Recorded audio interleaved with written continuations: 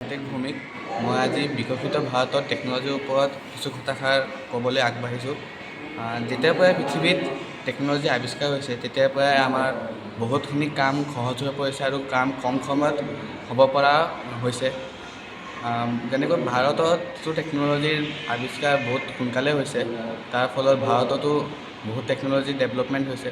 কিন্তু বুলেট ট্ৰেইনৰ ক্ষেত্ৰত যেনেকৈ চীন, চাইনা আৰু জাপানত বুলেট ট্ৰেইনত যিমান মেক্সিমাম স্পীড সিমানখিনি ইণ্ডিয়াৰ বুলেট ট্ৰেইনত এতিয়ালৈকে পাব পৰা নাই। লগতে বাহিৰত দেশত যিমানখিনি AI যেনে ChatGPT, জেমিনি এইবিলাকৰ আৱিষ্কাৰ হৈছে, সিমানখিনি আৱিষ্কাৰ এতিয়ালৈকে ভাৰতত হোৱা নাই আৰু AIৰ ইউজ এতিয়ালৈকে ভাৰতত ভালদৰে হ'ব পৰা নাই, যাৰ ফলত ভাৰতৰ বহুতো দিশত এতিয়ালৈকে ভালদৰে ডেভেলপমেণ্ট কৰিব পৰা নাই আৰু GDPটো ভালদৰে আগবাঢ়িব পৰা নাই। তো মই এইটো ক'ব বিচাৰোঁ যে এতিয়া ভাৰতে ভালদৰে বাহিৰৰ টেকন'লজিবোৰ অনুকৰণ কৰি ভাৰতত ভাল কিবা এটা আৱিষ্কাৰ কৰে, সেইকাৰণে সেইটোৱে মই ক'ব বিচাৰিছোঁ আৰু।